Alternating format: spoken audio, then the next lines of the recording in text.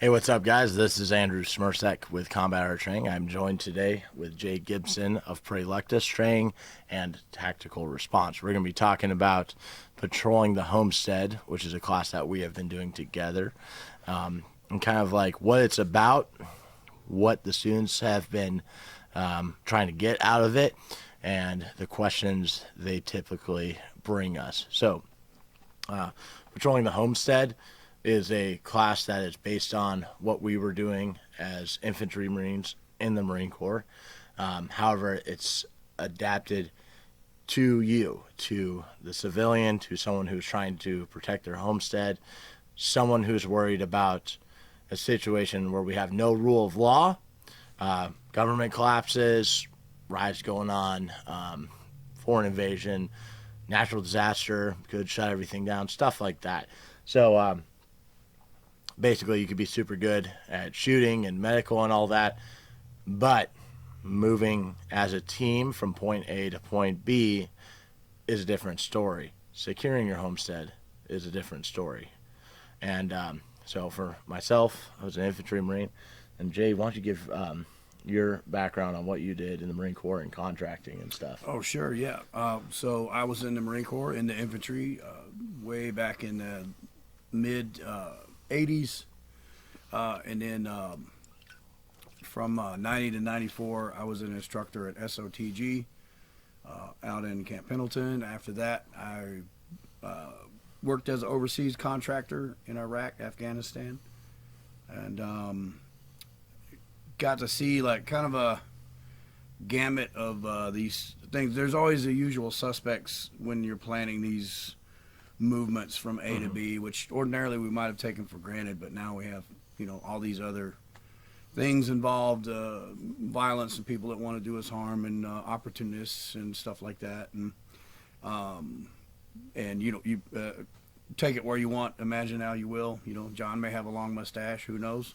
But in either event, I got to see like multiple sides of the same coin, if you will, and how it was applicable for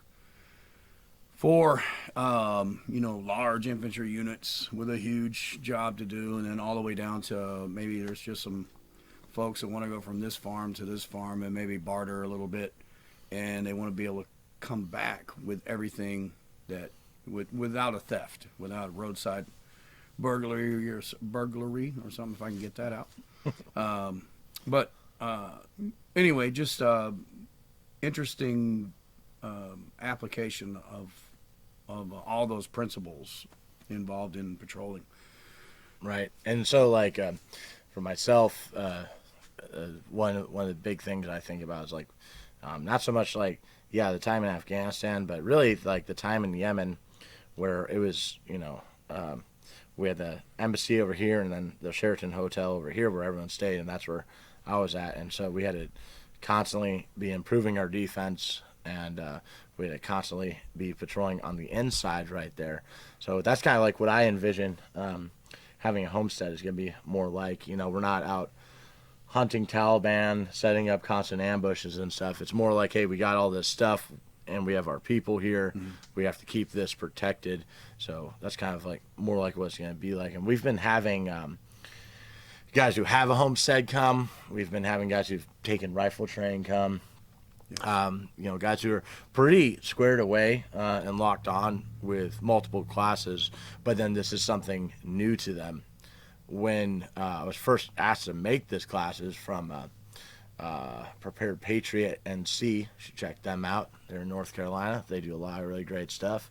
And they said, yeah, we want a patrolling class. And like Jay was saying, I took it for granted. I was like, what are you talking about? That's easy. You got formations, hand arm signals, you do your IA drills, you plan it exactly like this. I'm like, and I was like, okay, maybe there's a little bit more. And then I started writing it out, and I'm like, all right, there's a lot of stuff involved with this that, like, I just didn't appreciate because, that's just what we did in the Marine Corps.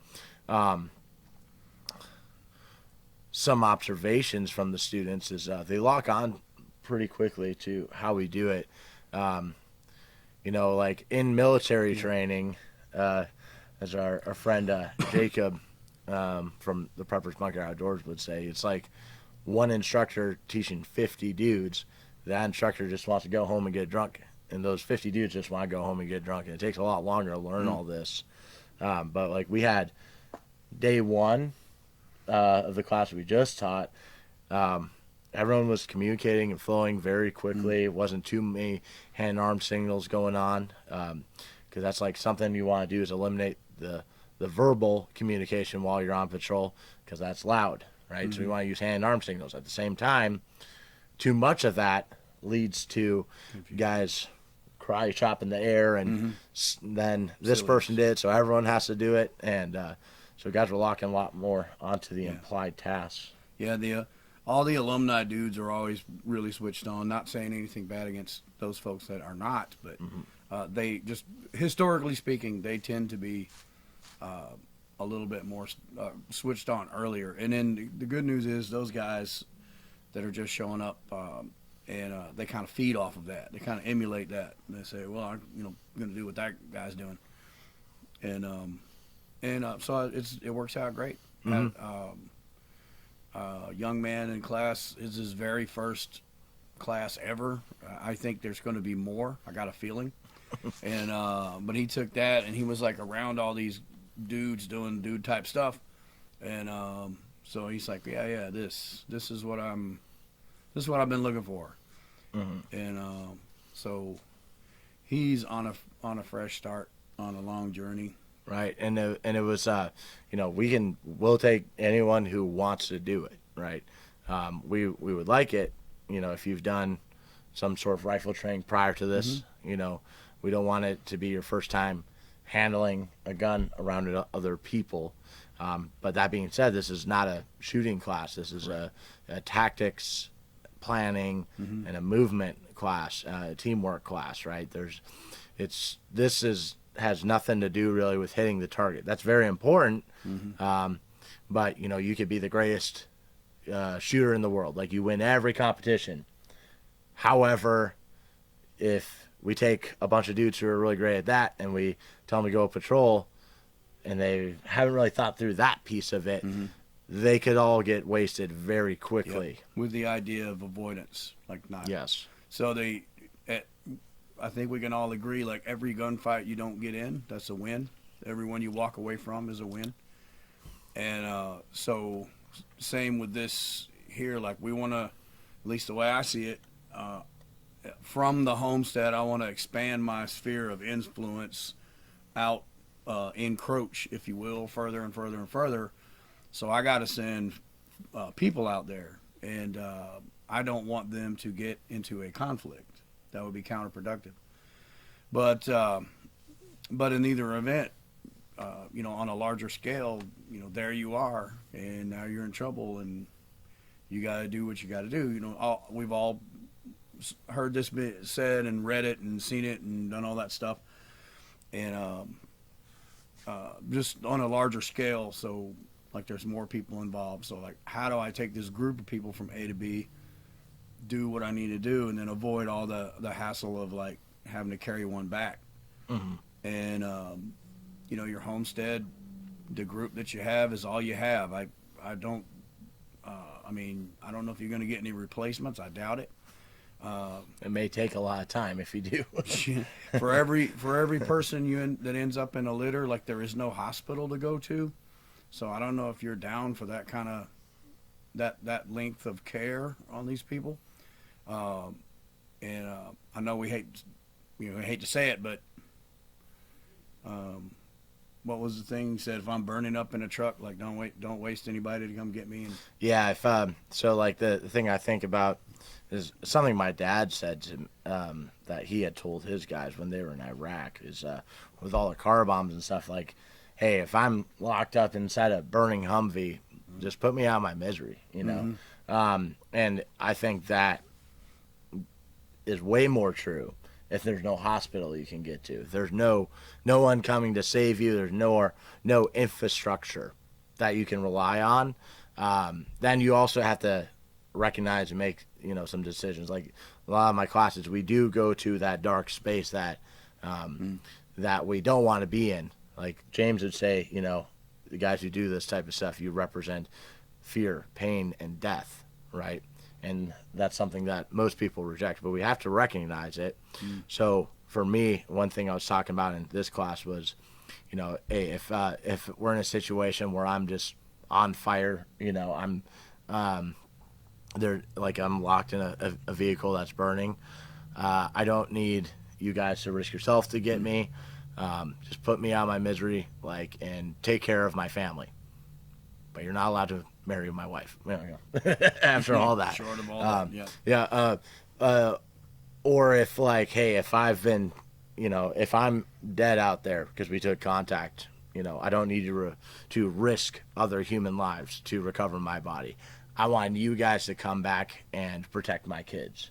Yeah, that's what's most that's important. It too. We say it's going to change things quite a bit. So you're not in the military any longer. You're not under that. I don't know what you call it, profile or whatever you want to say, but the homestead only has a certain number of people on it, and if we sacrifice a lot of them to go get a guy, it sounds noble and everything, but that's multiple trigger pullers that I've just lost. And is the homestead any safer now? And I would venture to say no. So we lost people, we lost ammo, we lost guns. We didn't have enough people to begin with. And certainly we know that the bad guys, if you will, which is just a mirror image of us, they're willing to slug it out. They're willing to trade bullet for bullet. And so all of those things are bad. Nothing in the plus category so far. And I mean, unless somebody has one, let me have it. Unless, we killed one of them. Oh well, okay. So we traded one of them. Basically, what we did.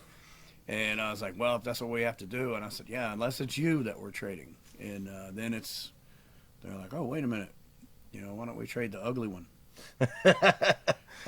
And kind of to hit on what Jay was saying, yeah, we're not in the military anymore. So yeah, we're taking stuff we learned from the Marine Corps in School of Infantry, and then doing it, on deployments and in training constantly. But we're simplifying it. We're getting rid of the stuff that doesn't apply to you. And the stuff that we weren't really doing anyways, because you can go and read all the publications.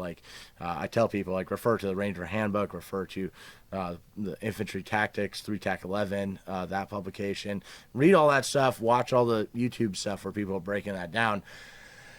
However, we can keep things a lot simpler. One of the things I really like to refer to and take notes from would be stuff that MacV SOG was doing. Small patrols, they were trying to go undetected, and if they got compromised, there could potentially be no one coming to help them, but for sure they had the most dangerous job out of the dudes that were in Vietnam. But even then, not to cut you off, go ahead. They had a lot of assets available to them, Yes. on-call fire, helicopter support, tons of infantry that want to get in there. And okay, you found them for us. Thank you for doing that. Now get out of the way and let us do what we're here to do. Right. You homestead folks, you don't have any of that stuff. And or I'll include myself in that. Homestead folks, you don't have any of that stuff. And so something will be unique to your planning that will be different than our earlier adventures, I guess you want to say. And even if you don't have a homestead, a farm and property and all that, wherever you live is your homestead, or wherever you're going to go. If you have a group of people that has a plan to meet somewhere, that could be the thing. Or you could be hey, I live in the city, but I got my family I have to worry about, and so you can take things you learn from here, adopt it into that. You could say, I've got a couple buddies that we go to the range and stuff, and maybe right now your situation, their mindset isn't there, where they're coming here to Camden to train, or going to Leesburg to train with me, but you're these are going to be my guys. Well, that's where it would fall on you. Jay's company is called Praelectus, which means Chosen. the chosen one, right? So Chosen one. it would be you who is now the chosen one.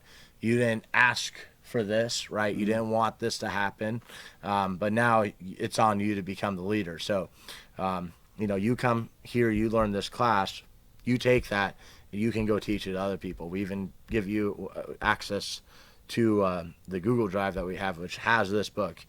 You're free to print it off, share it. The whole purpose of what we do is to save lives. And God forbid this worst possible scenario happens where, you have to walk around with rifles to protect yourself and those you care about. I would hope you would take that information and put it out there so other people can learn from it. So I would hope so as well. we will be posting more classes coming up for patrolling the homestead.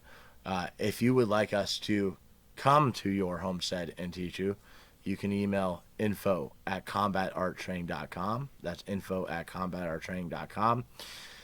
If I put some sort of portal on the website, I'll put a link below, but I don't have a lot of time to do website stuff, so if anything, just email us and we'll set you up. But we could come out to your homestead and actually do it right there, right on your property. And we'd be happy to do it. It'd be a good experience for everyone. So, Yes, sir. anything else you got for them? If you are in need of any other type training, of course, Praelectus Training.com. Go on there and see the things that are being offered at the moment. It will expand as time goes on. The company is in its infancy. January, I think, 1st was when I opened it. Mm-hmm. And then how do you want them to reach you? Like email or? You can just go directly. I believe you can email right on the site. Mm-hmm. And I also operate through my friends at Bulletn. So it's going to be spelled Bullet with an N at the end, .net. Is that right? .net? Link below. Okay, yeah, thank you. Anyway, man, I'm trying to help you, Mike, but at least I hope I am. But anyway, go there. That's a good service that he provides. He's a squared away dude, and and he's looking out for all of you folks too. So hit those folks up, and of course, Tactical Response. We want to thank them for allowing us to hang out here for a little bit and do stuff that we should be doing. And a big thank you to John Willis at Special Operations Equipment for hosting our recent class. Yep.